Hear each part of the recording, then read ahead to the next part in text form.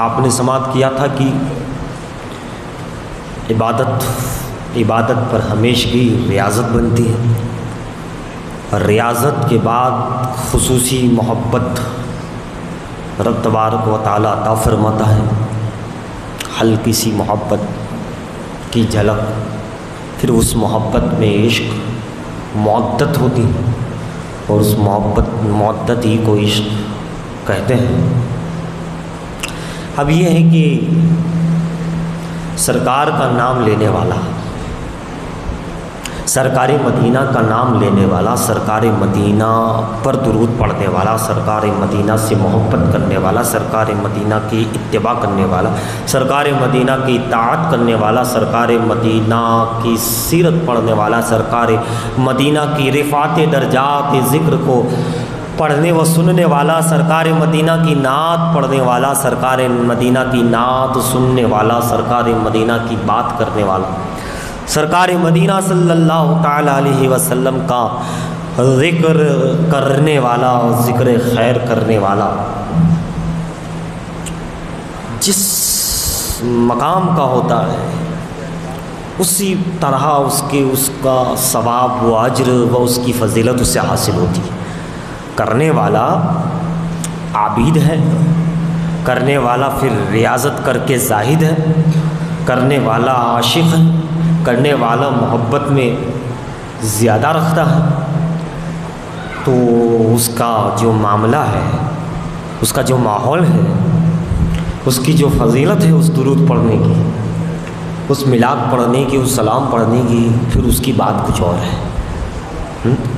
تمہارے اندر کل ہی بات آئی تھی، اندر جتنا ہوگا اتنا ہی تمہیں کل کی گفتگو ہوگی ذہن میں۔ طلب پیاس پیدا کرو، پانی تلاش نہ کرو، سنا تھا کل، ہے نا؟ طلب تو بندے کی جو تڑپ اور طلب ہے اس کے مطابق اس کو وہ اجر و ثواب، وہ نعمتیں، وہ برکتیں حاصل ہوتی۔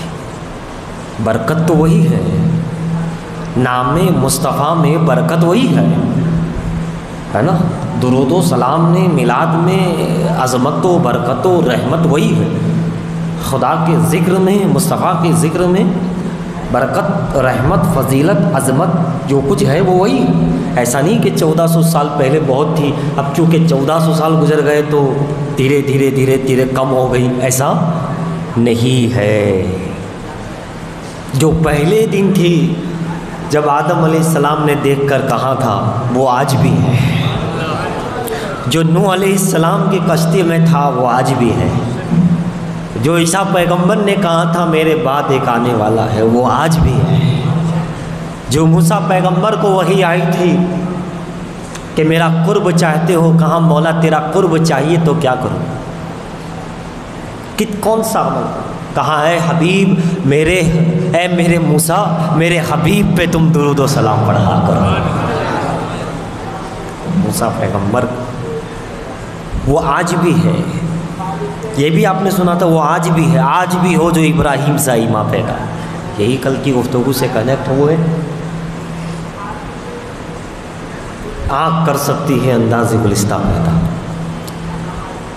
تو بندے کے اندر وہ طلب، وہ تڑپ جب بندہ پیدا کرتا ہے تو بندے کا مولا اسے اور عطا فرماتا ہے، اور اس کی مثال تو آج کل آپ دیکھتے ہی ہیں انٹرنیٹ کے ذریعے، ہے نا؟ آپ ایک سرچ مارو، دوسری مرتبہ کھولو تو خود بخود 10 چیزیں وہی اسی تعلق سے، اسی مضمون سے سامنے آتی، ہے نا؟ ایک مرتبہ آپ نے کیا کیا آپ کو وہی چیز سامنے سے بتا، یعنی ایک بار کرو تو 10 بار آتی ہے، یہ دنیا کا معاملہ ہے۔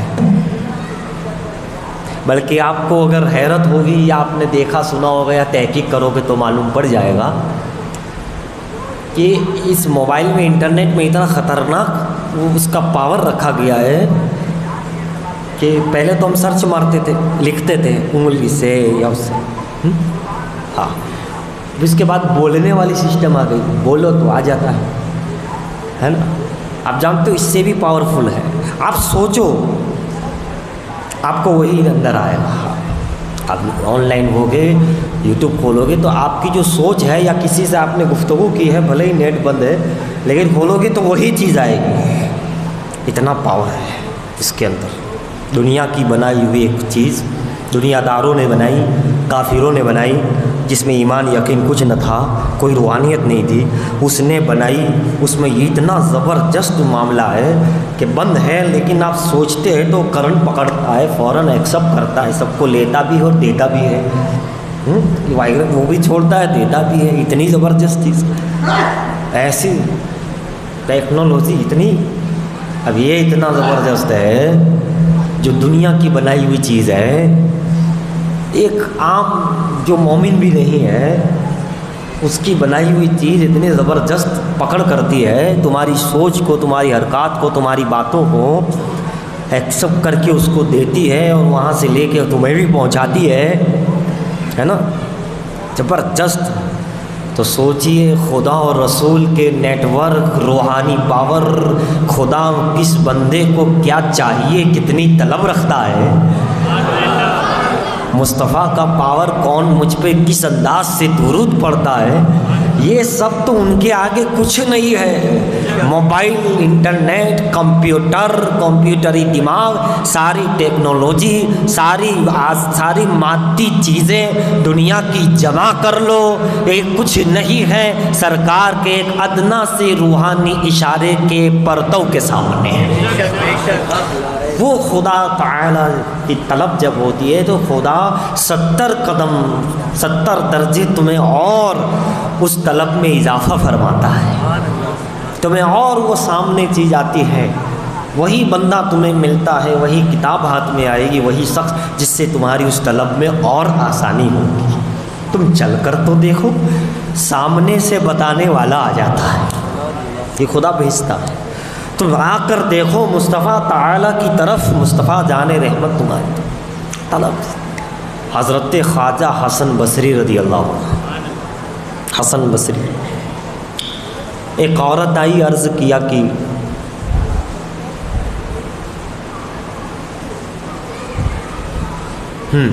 ایک بچہ آیا، کہاں لڑکا، اور اس نے کہا کہ یا سرکار میری والدہ فوت ہو گئی ہے، انتقال کر گئی ہے، میں اسے خواب میں دیکھنا چاہتا ہوں، تو کیا کروں؟ آپ نے فرمایا کہ 2 رکعت نماز پڑھو. اس رکعت کے اندر نماز میں الہاکم التکاثر حتی زرتم المقابر کلا سوف تعلمون ثم کلا سوف تعلمون کلا لو تعلمون علم الیقین لترون الجحیم ثم لترونها عین الیقین ثم لتسألن یومئذ عن النعیم. سورہ تکاثر، الہاکم التکاثر حتی زرتم المقابر. بہت زبردست بات کہی گئی صورت میں، جھنجھوڑ دیا گیا ہے بندے کو.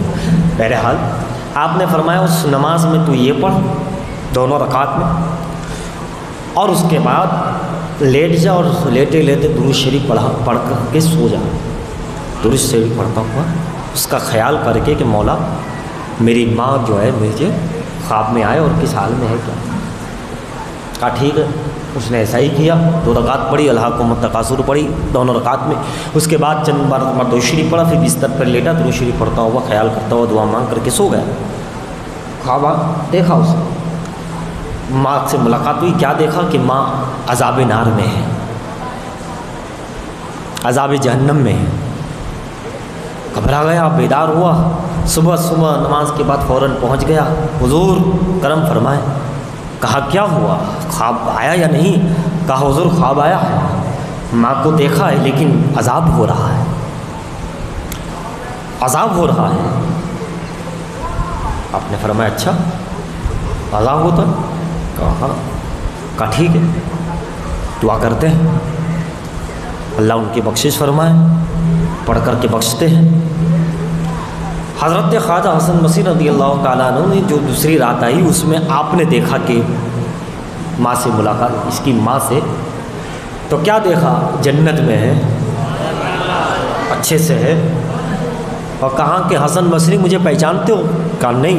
کہا وہی میرا بچہ جو تمہارے پاس آیا تھا، میں وہی ہوں.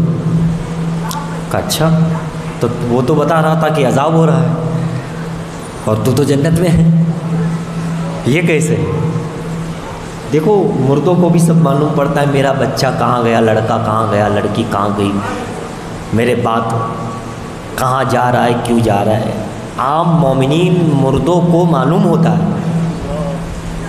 سمجھ گئے کہ کیا کر رہے ہیں میرے اولاد، انہیں معلوم ہے، کیونکہ روح ہے بھائی، روح پاورفل چیز ہے، انہیں سب معلوم ہے۔ بلکہ آپ جب ان کے مزار پہ جاتے ہیں، ماں باپ کی تربت پہ فاتحہ خوانی ایصال ثواب کر کے آتے ہیں، تو ماں باپ دعا کرتے ہیں، چند الفاظ ہیں دعا کے، اس میں آخری لفظ کیا جانتے ہو؟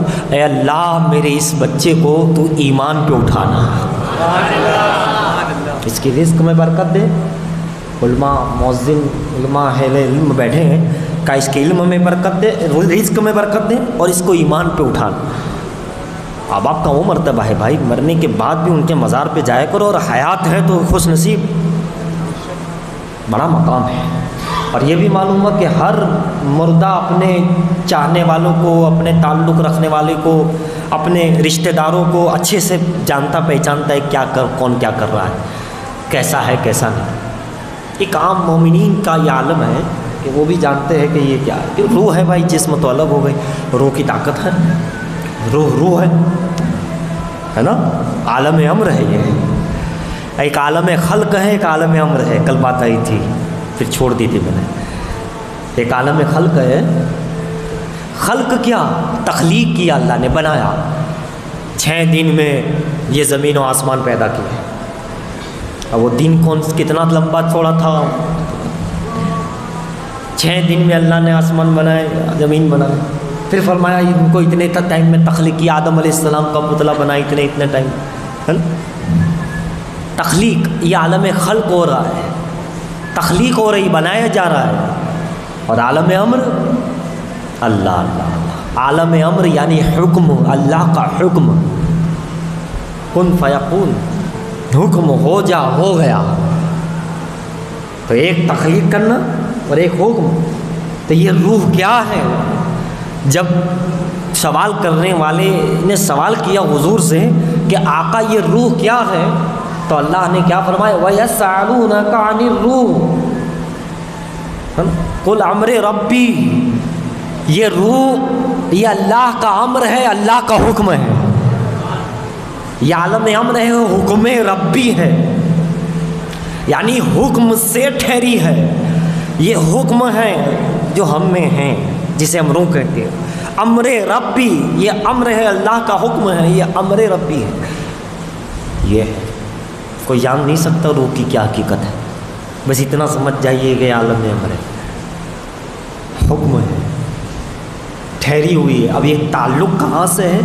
اس روح کا تعلق مصطفیٰ جان رحمت کی روح سے ہے، اور مصطفیٰ، اور یہ جسم کا تعلق دل سے، دل کا تعلق روح سے ہے، روح کا تعلق حضور سے ہے۔ جسم اور روح کے ملانے والا قلب ہے، قلب کا تعلق روح سے ہے، اور روح کا تعلق حضور سے ہے، اور حضور کا تعلق یہ روح، اور روح کی روح حضور ہے۔ تبھی تو بدھ گر گئے، کیونکہ اب روح آ گئی، جان آ گئی، اور جان کے آتے ہوئے کوئی اور چیز نہیں چاہیے۔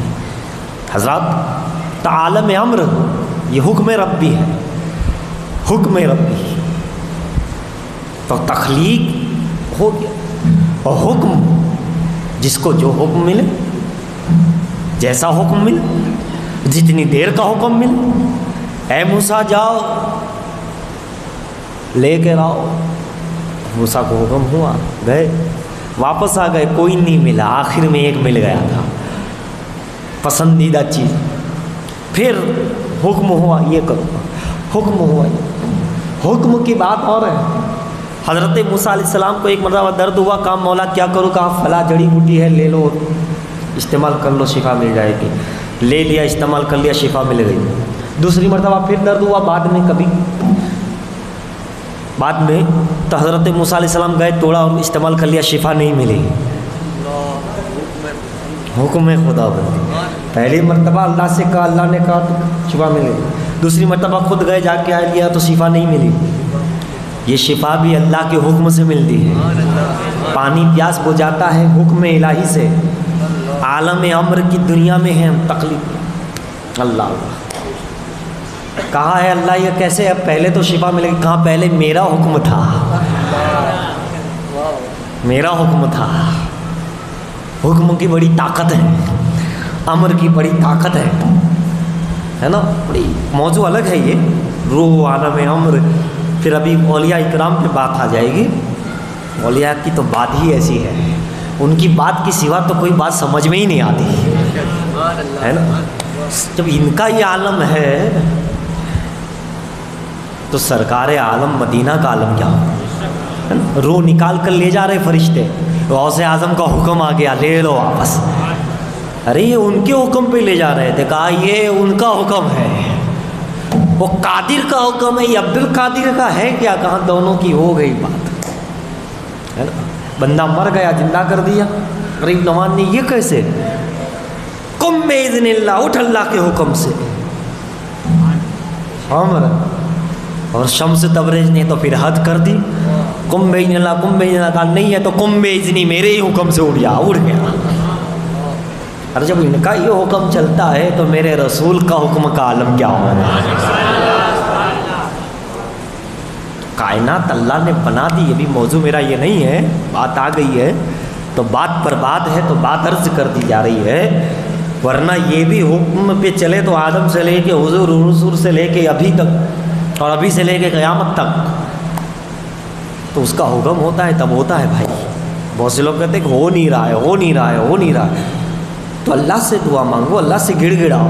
دعا نہیں ہو رہی ہے تو پھر توبہ کی طرف آ جاؤ، انکساری کی طرف آ جاؤ، تاکہ اس کا حکم ہو جائے. جس کو ہم عام لفظوں میں کیا کہتے ہیں؟ کرم ہو جائے. اس کا قدم ہو جائے، فضل ہو جائے.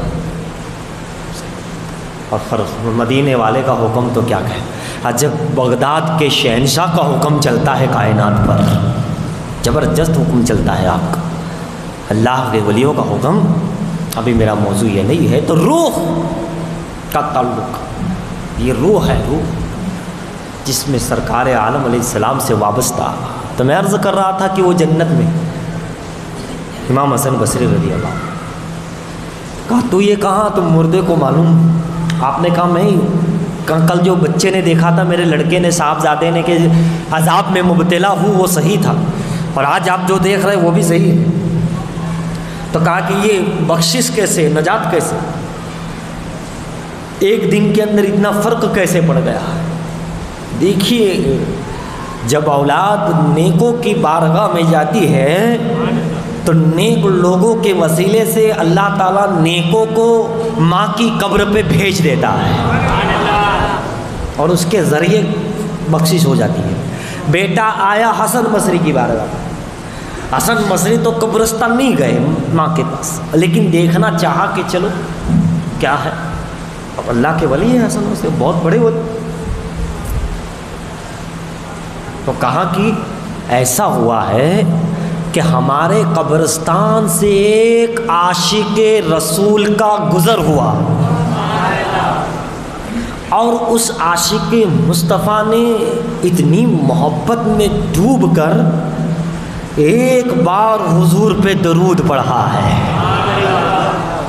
تو میں نہیں، ہمارے اس قبرستان میں تقریباً اس نے 1 لاکھ یا 10 لاکھ کچھ بتائے. کہا اتنے لاکھ ہم قبر والے ہیں اس قبرستان میں مدفون ہیں، اس ایک درود شریف پڑھنے کی برکت سے اس نے کس محبت سے پڑھا، اللہ نے اس کے ذریعے ہم تمام اہل قبور کی بخشش فرما دی ہے. پڑھنے والا جو ہوتا ہے وہ جس محبت اور درجے میں جھوم کر کے گاتا ہے، سلام پڑھتا ہے، شروع میں سنا نام لیتا ہے، جس انداز سے اس کی ہوتی ہے اتنا اس کے اس درود و سلام کا، اس صلو و صوم و صلات کا فیضان ملتا ہے. اس کی برکات ظاہر ہوتی ہے مگر ظاہر ہوتی ہے.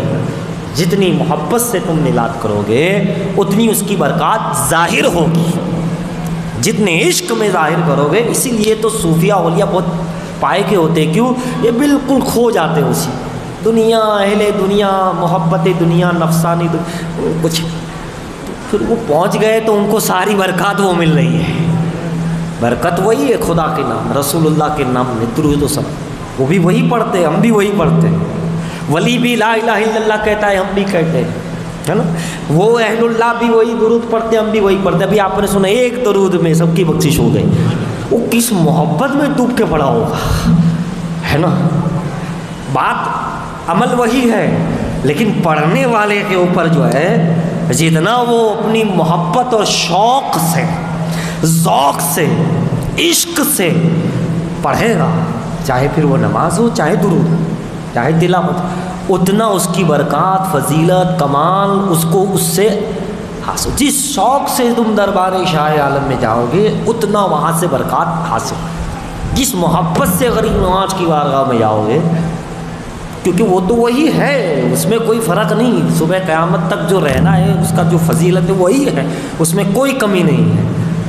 بات یہ ہے تمہارے اندر ذوق، ہمارے اندر ذوق کتنا ہے، شوق کتنا ہے، محبت کتنی ہے، ادب کتنا ہے نا، لگن کتنی ہے، کتنی ہے.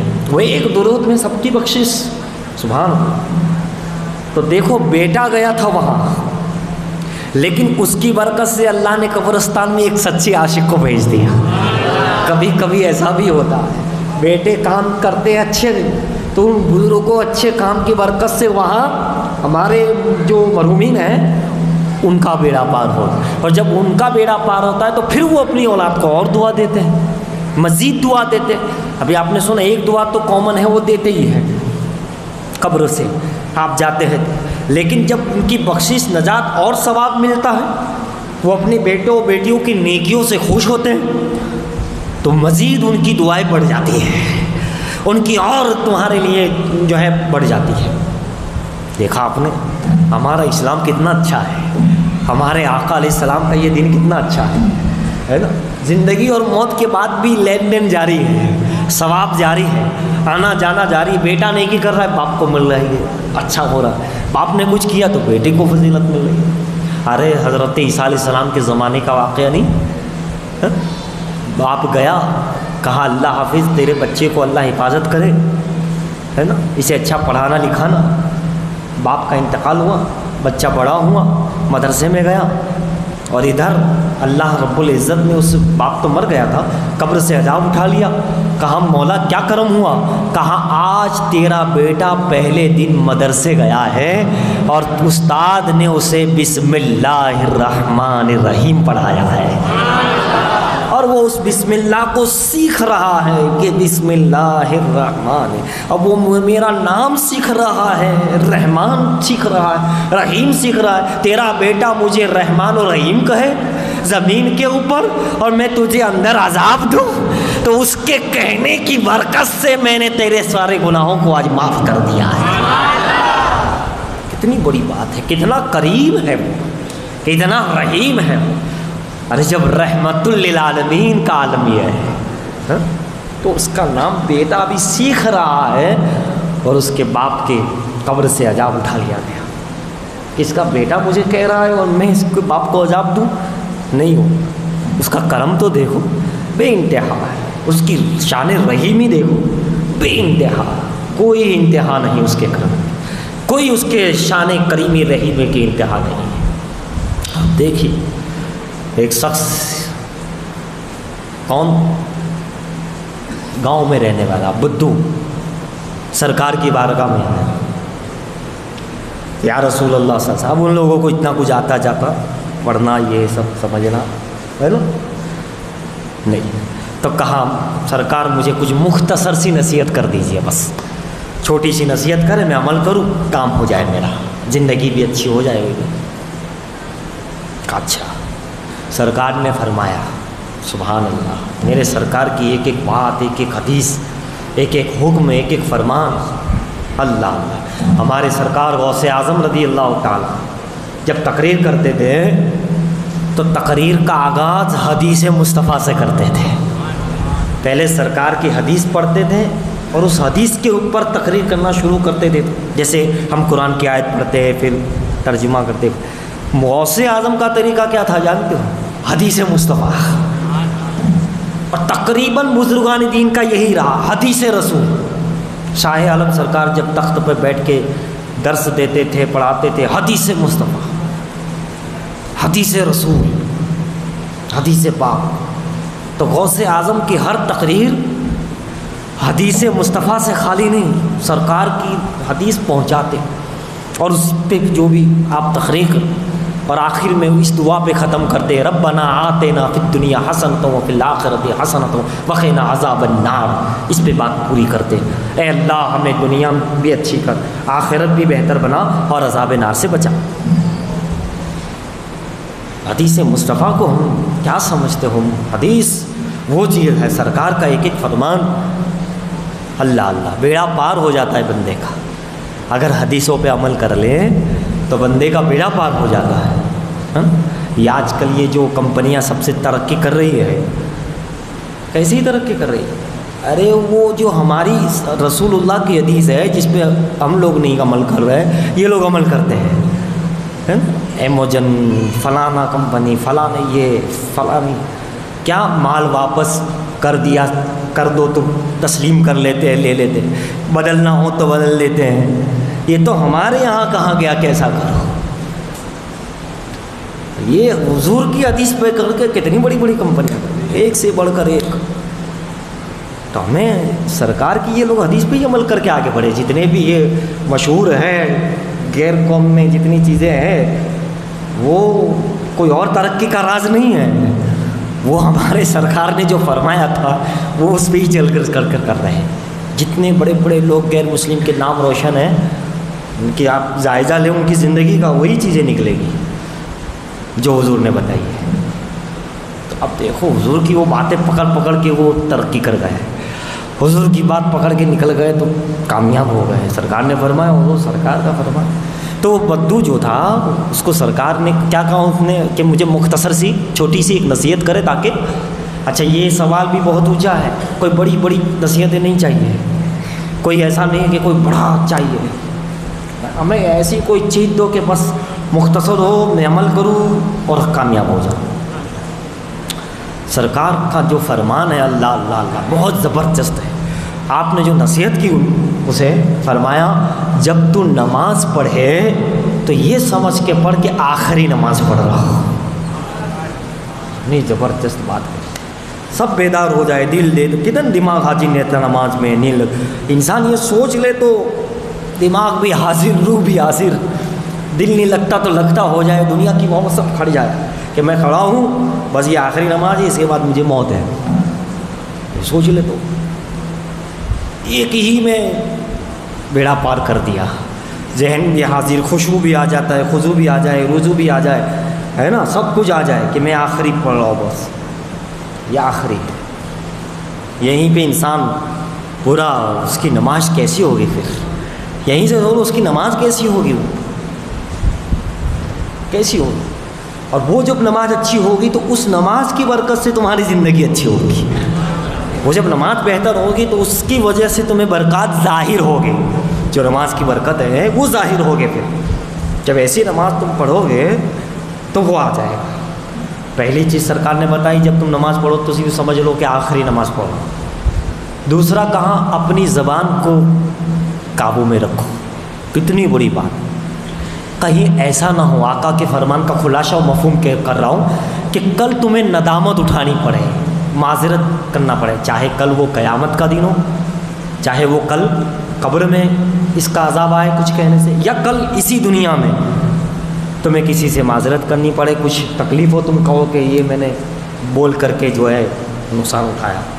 کہا یہ زبان یہ بہت بڑی چیز ہے. یہ پوری تقریر ہے، پورا عنوان ہے، پوری زندگی کا دار و مدار ہے، پوری کامیابی کا یہ دار و مدار. چاہے کاروبار ہو، چاہے علم ہو، چاہے روحانیت ہو، چاہے گھر بار ہو، یہ زبان پورا دار و مدار اس کے اوپر ہے. یہی سارے عمل برباد بھی کروا دیتی ہے اور یہی زبان سارے گناہ معاف بھی کروا دیتی ہے. اسی زبان سے ایک جملہ نکلتا ہے، اللہ کو پسند آ گیا بیڑا پار ساری بخشش، اور اسی سے کچھ نکل گیا زندگی بھر کے عمل ختم. یہی ترقی کرواتی ہے، کاروبار ہو، دینیات ہو، کسی، اور یہی نقصان بھی اٹھواتی ہے. زبان ہے، گالی یہی بولتی ہے، بد زبانی یہی کرتی ہے، غیبت چغلی یہی کرتی ہے، وعدہ خلاف. اس کے علاوہ بھی اور چیزیں، بے عزتی، کسی کو تکارا دے کر کے کسی کو وہ کر دینا، حقیر سمجھ لینا. تو زبان یہ اخلاق کا دار و مدار ہے، کردار کا دار و مدار۔ زبان بہت سوچ سمجھ، ہاں یہ بڑا مشکل کام ہے، لیکن یہ ایسا ہے کہ یہ جس کو آ جائے، یہ بھی دیکھو غیروں میں جنہوں نے ترقی کری ان کی کتنی میٹھی زبان، کتنی پیار سے بولتے ہیں، ہے نا، بہت زبردست، یہ بھی حضور سے لیا۔ زبان کا دار و مدار ہے بھائی، بہت دار و مدار۔ کہاں آخری نماز سمجھ کے پڑھو۔ دوسرا، زبان کا خیال رکھو، کہیں ایسا نہ ہو کہ کل تمہیں پچھتانا پڑے، ٹھیک ہے۔ تیسرا کہا سرکار نے 3 نصیحتیں کی۔ تیسرا فرمایا کہ ہر ایک سے جو ہے امید ہر ایک سے مت رکھو، کسی سے مت رکھو، ہر ایک سے نا امید ہو جاؤ۔ سرکار کے مفہوم یہ ہر ایک سے نا امید ہو جاؤ، نا امید ہو جاؤ، یعنی کسی سے امید واپس نہ رکھو، مطلب قناعت پسند ہو جاؤ، جو دیا جو ہے اللہ، قانے ہو جاؤ، قناعت اختیار کرو، اور کسی کے اوپر جو ہے امید نہ لگاؤ، ہر ایک سے بے نیاز ہو جاؤ، بے نیاز ہو جاؤ۔ اب جب بندہ کسی کو نہیں کہے گا تو اس کا دل تو اللہ سے، کام پر، اپنے آپ پہ فوکس رہے گا، اپنی زندگی پہ، حضور کی حدیث پہ فوکس رہے گا۔ کسی پہ ہوگا امید ہوگی تو پتہ نہیں وہ کتنے گناہ کر لے، اس کے اندر بہت سے گناہ ہو سکتے ہیں، ہونے کی ہو سکتے ہیں، کہاں کسی سے۔ یہ توکل کا سبق آپ نے دیا، توکل، آپ نے لفظ توکل نہیں کہا، لیکن اس توکل کو یہی بتایا کہ اللہ پہ توکل ایسا کرو، ہے نا۔ کیوں؟ اس کی دوسری وجہ یہ بھی ہے، ہو سکتی ہے اور ہے، کہ جب تو سب سے کٹ کے اسی پہ توکل کرے گا تو قرآن میں اللہ نے کہا ہے، کیا کہا ہے؟ وَمَن يَخْرُجْ، قرآن کی آیت کریمہ ہے، پوری آیت ہے، مختصر کیا، جو اللہ پہ بھروسہ کر لیتا ہے، اللہ پر توکل کر لیتا ہے، اللہ اس کے لیے ایسے راستے نکالتا ہے، ایسی جگہ سے رزق دیتا ہے جہاں اس کا گمان سوچ جا بھی نہیں سکتی، پہنچ بھی نہیں سکتی۔ یعنی سرکار نے بتایا کہ تو ایسا ہو جائے کہ وہ راستے نکالے گا، تو راستے نکالے گا تو کچھ کہہ نہیں سکتے، کب تک رہے، کیسے رہے، بنے کہ نہ بنے، لیکن جب وہ راستے نکالے گا تو اس میں آسانیاں بھی ہوگی، وہ بہتر بھی ہوگا، اس نے ہی راستہ بنایا، کون روکنے والا؟ جو اللہ کے لیے ہو جاتا ہے توکل، جو قرآن و حدیث میں ہے، وہ اللہ اس کے لیے کافی ہے، یہی ہے۔ تو یہ 3 چیزیں سرکار نے بتائی، جب نماز پڑھو تو آخری سمجھ کے پڑھو، زبان میں بولنے کا خیال رکھو، اور توکل کرو، ہر ایک سے نا امید ہو کر اللہ سے امید جوڑو۔ سرکار کی ایک باتیں، حدیثیں مشعل راہ ہے، ہمارے علماء صوفیاء بڑے بڑے ایک ایک حدیث کو پکڑ کر کے وہ ولی بن گئے، چند حدیثیں پکڑ کر۔ سرکار خواجہ خواجگان ہند الولی رضی اللہ عنہ، ان کے دادا پیر حاجی شریف زندنی رضی اللہ تعالیٰ، خواجہ عثمان ہارونی رضی اللہ تعالیٰ عنہ کے مرشد، جو ان کے پاس 3 دن بیٹھ جاتا وہ اللہ کا ولی بن جاتا، پہنچ جاتا، وہ سارا عالم، عرش فرش، 7 آسمان 7 زمین اس کے سامنے ہوتا، حضور کی، سرکار کی حضوری میں چلا جاتا، اللہ کے قریب ہو جاتا۔ 3 دن جو ان کے پاس بیٹھتا وہ اللہ کا ولی بن جاتا۔ عثمان ہارونی رضی اللہ تعالیٰ عنہ، جسے جلانا چاہتے اسے، اور غریب نواز جب بھی عبادت سے، نماز سے صرف آنکھیں کھولتے، نظر اٹھاتے، جو سامنے ہیں، جتنے ہیں، سب ولی بن جاتے ہیں۔ جب آپ مراقبے سے، اکثر آپ مراقبے میں ہی رہتے تھے، بلکہ جب اذان ہوتی تھی، جب نماز کا وقت ہوتا تھا تو خواجہ قطب الدین بختیار کاکی رضی اللہ عنہ کان میں کہتے تھے اللہ اکبر، اللہ اکبر، یہ کہتے تھے، یہ نہیں کہتے تھے اٹھو نماز کا وقت ہو گیا۔ ادب تھا نا بھائی، ادب، اللہ اکبر یعنی سمجھ جاتے اذان۔ کبھی صوفی حامد الدین ناگوری رحمۃ اللہ علیہ کے خواجہ، تو آپ پھر تھوڑی دیر کے بعد آتے اور فرماتے میں کہاں تھا اور تم نے کہاں بلا لیا، پھر آپ نماز کے لیے کھڑے ہو جاتے۔ تو جب آپ آنکھیں کھولتے، جتنے ہوتے سب کے سب اللہ کے مقبول بندے بن جاتے تھے، کیسا بھی ہو، کہیں کا ہو، اچھا ہو، برا ہو، عابد ہو، زاہد ہو، مرید ہے، جتنا آپ جہاں دیکھتے عبادت کا جو عالم، جو برکات ظاہر ہوتے تھے، اس برکات کا فیض برکت انہیں ملتی تھی ان کی عبادت کی. اسی لیے تو ان سے برکت، وہ برکت جو ہم نماز سے نہیں لے سکتے، ہم کہتے کیوں نہیں ملتا، ہم ٹھیک سے پڑھ نہیں رہے، لیکن انہوں نے جو پڑھی ہے وہ برکت آج بھی ظاہر ہے. انہوں نے جو مراقبہ مجاہدہ کیا ہے، وہ جو برکت سمیٹی ہے ان کے پاس ہے، وہ آج صدیاں گزرنے کے بعد بھی ان کے روضہ انور سے ظاہر ہے. بندہ جاتا ہے تو خود بخود دل اللہ کی طرف لگتا ہو جاتا ہے، بیٹھتا ہے تو ذہن سبحان اللہ کہتا ہو جاتا ہے، اتنا زبردست. بلکہ جب آپ اپنے حجرے میں عبادت کرتے ہیں تو حضرت خواجہ قطب الدین بختیار کاکی رضی اللہ عنہ اور صوفی امام الدین ناقور رضی اللہ عنہ ایک دیوار بنا دیا کرتے تھے، بڑی مضبوط دیوار، اور دائیں بائیں چھپ کر کھڑے ہو جاتے ہیں، پیچھے کھڑے ہو جاتے، سامنے نہیں رہتے، کیونکہ اس عبادت کا جو جلال رہتا، جل جلالہ کا جو جلال رہتا، بڑا جلال رہتا ہے صاحب جب اللہ کے حضور کی بات ہوتی. یہ تو سید ہے، حسنی حسینی ہے غریب نواز، ورنہ باجد بستامی تو جب وہاں سے آتے تھے تو 2 ہاتھ آگے اور پیچھے گھٹنوں کے بل، اور 2 ہاتھ آگے زمین پر، اور یوں، اور آنکھوں سے آنسو نہیں خون جاری ہوتا تھا، اور دور دور تک کوئی آنے کی ہمت نہیں رکھتا تھا، اور کہتے تھے ابھی ابھی عرش سے آ رہا ہوں عبادت سے، تو خون آنکھوں سے جاری ہوا، اور عجیب عالم رہتا تھا. مگر چونکہ غریب نواز تو آل پیغمبر ہے، سب کچھ ہجم کرنے والے، عرش کی وہ روحانیت کو بھی پی لینے والا، فرش کی طاقت کو اٹھانے والا، ہجم کر جانے والا، یہ آل پیغمبر، اسے اپنے اندر سما لینے والا. اور جو گہرے سید ہوتے تھے جب وہ جا کر آتے تھے، شیخ شبلی ہے، جنید بغدادی، باجد بستامی ہے، تو ان کی عالم ہی عجیب ہوتا تھا، عجیب عالم ہوتا تھا، اور دور دور تک تو کسی کی ہمت نہیں تھی کہ سامنے آ جائے، کیونکہ جل جاتا تھا. نزدیک سے نکلے تو وہ آگ نکلتی تھی اس کے سینے کے، یہ کیا ہو رہا ہے، یہ چیز ایسی ہے بھائی، ہر ایک کا کام نہیں ہے. یہ تو آل پیغمبر کو اللہ نے دنیا میں رکھا، حدیث میں ہے میری آگ دنیا کے لیے امان ہے، کہ ان چیزوں کو جذب کر لیتی ہے، اور ان کی برکت سے معاشرہ، دنیا، زمین قائم رہتی ہے، اور تم حفاظت میں رہتے ہو. اولیاء کرام اور یہ اہل اللہ، ایسے اہل اللہ، ایسے حسنی حسینی، شاہ عالم، قطب عالم. تو میں عرض کر رہا تھا غریب نواز جب آتے تھے تو قطب الدین بختیار کاکی رضی اللہ تعالیٰ عنہ کی شان تو بڑی تھی، بہت بڑی. وہ اور صوفی صاحب حمید الدین ناگوری جیسے تارک الدنیا، بڑا زبردست مقام ہے سرکار کا، حضرت صوفی صاحب کا، اور خواجہ قطب کا تو کیا کہنا. تو دونوں سرکار نے جس کو تو بڑی دیوار رکھتے تھے، آپ جب باہر آتے تھے دروازہ کھل جاتا تھا، آپ باہر آتے تھے، دیوار پہ نظر پڑتی تھی، وہ دیوار جو مضبوط تھی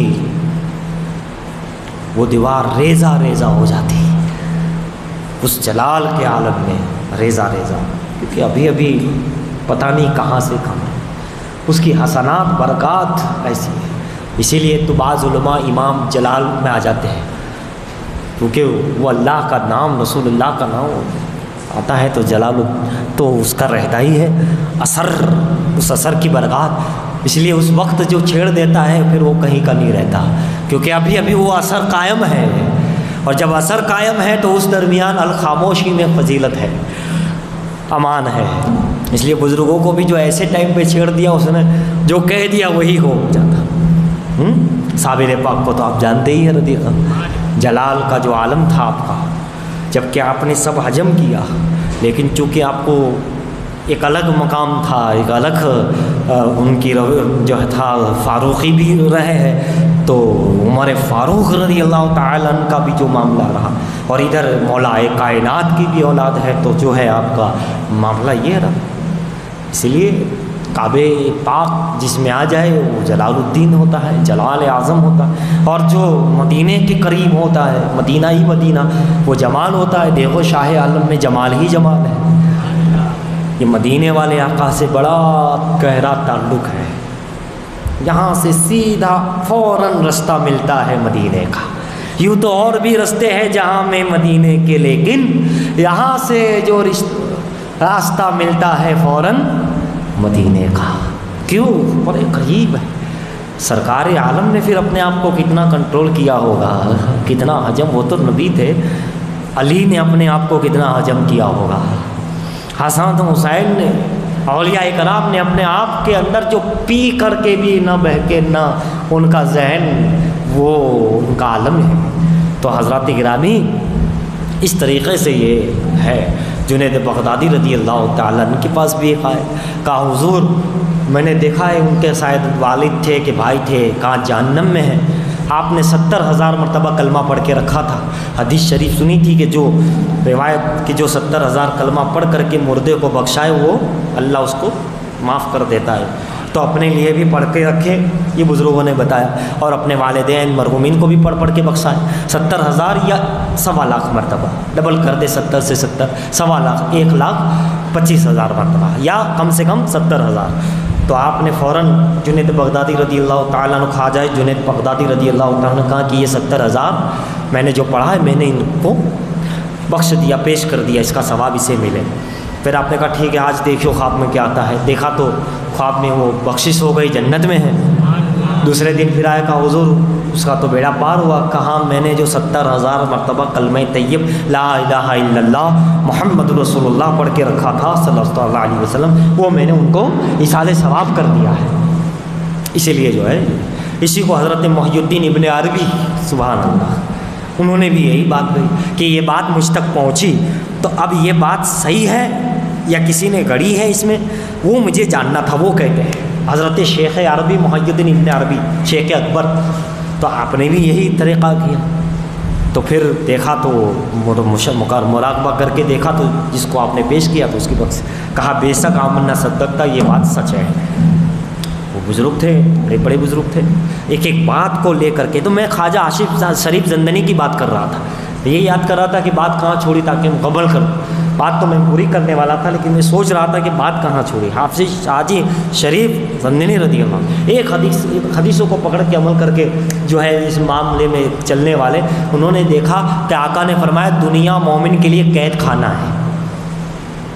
تو آپ نے کیا کیا, قید میں چلے گئے, چھوٹے سے تنگ حجرے میں چلے گئے اور رسی لے کے اپنے آپ کو باندھا کہ یہ قید خانہ کیسے ہوتا ہے, مومن قیدی کیسے ہوتا ہے. یہ زندنی اسی لیے کہا جاتا ہے, زندار باندھ دینا اسی لیے کہا جاتا ہے. تو آپ اس کے اندر رہ کر کے اس کو نبھاتے, دیکھتے, ہر حدیث کو عمل کرتے ہوئے چلے گئے.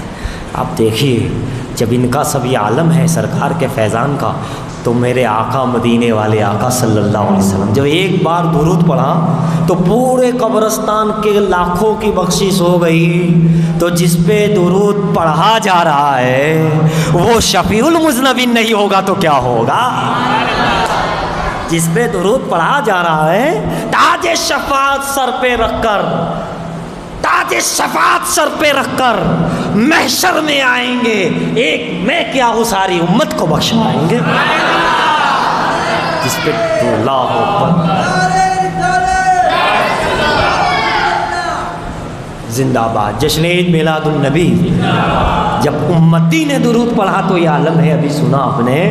تو میرے آقا کیسے شفیع المذنبین, شفاعت کرنے والے ہیں, شفاعت فرمانے والے ہو گئے. شفاعت کے موضوع میں چھوڑ رہا ہوں, کل انشاءاللہ یاد دلائیے اس شفاعت آخرت میں شفاعت کس کو کہتے ہیں اور دنیا میں شفاعت کسے کہتے ہیں, اس شفاعت کا کیا معنی ہے انشاءاللہ اسے عرض کریں گے.